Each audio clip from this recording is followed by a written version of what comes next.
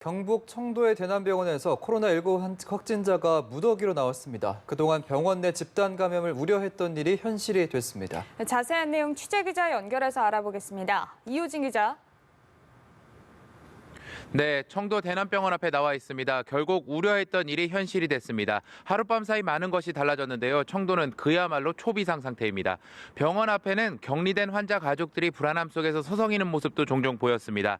하룻밤 사이 대남병원에서만 코로나19 확진자가 92명이나 추가됐습니다. 91명은 주소지가 경북이고 1명은 대구입니다. 이에 따라 청도 대남병원 누적 확진자만 총 108명인데요. 여기에는 사망자도 2명 포함되어 있습니다. 현재까지 국내에서 발생한 사망자가 모두 청도 대남병원에서 나왔습니다. 어젯밤 숨진 두 번째 사망자는 대남병원에 입원해 있던 55살 여성입니다. 오랜 기간 폐렴을 앓아왔는데 대남병원에 입원해 있다가 어제 오후 확진 판정을 받고 상태가 악화돼 부산대병원으로 긴급 이송됐으나 사망한 것으로 알려졌습니다. 문제는 여기서 끝이 아닐 수 있다는 점입니다. 현재 폐쇄된 대남병원과 청도보건소 등에는 확진자를 포함해 600여 명이 격리돼 있어 추가 확진자가 더 나올 가능성이 적지 않습니다. 감염 경로마저 아직 명확하지 않아 방역 작업에 어려움을 겪고 있는데요. 상황을 조금 더 지켜봐야 할 것으로 보입니다. 네, 청도 대남병원을 중심으로 경북에서도 확진자 수가 100명을 훌쩍 넘어섰는데요. 어떤 대책들이 나왔습니까? 네, 그렇습니다. 경북에서만 오늘까지 누적 확진자가 총 133명으로 늘었는데요. 가장 큰 문제는 대남병원 내 추가 감염입니다. 경북도는 우선 전수검사에서 음성 판정을 받은 사람들은 자가격리키로 결정했습니다.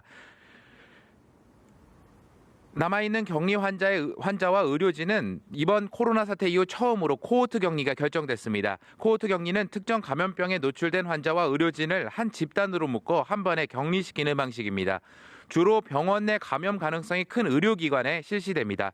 그리고 정신건강의학과 환자가 많은 대남병원의 특성으로 인해 국립정신건강센터 의료진이 긴급 투입됐습니다. 이와 별개로 경북도는 대남병원의 확진자에도 집중하고 있습니다. 특히 경북 주민 주축으로 한 이스라엘 성지순례단 39명 가운데 9명이 감염된 것으로 알려져 역학조사를 벌이고 있습니다.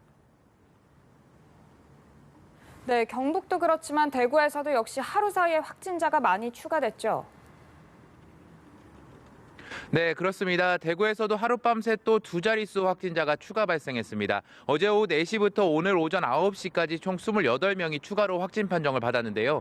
현재까지 공식 집계된 대구 지역 확진자 수는 어제까지 126명에서 오늘 28명이 합쳐져 총 154명입니다.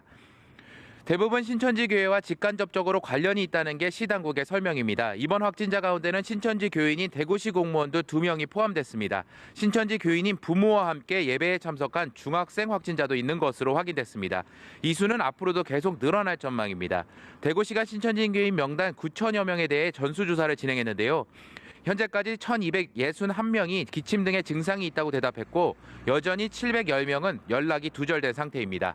지금까지 청도 대남병원에서 연합뉴스TV 이호진입니다.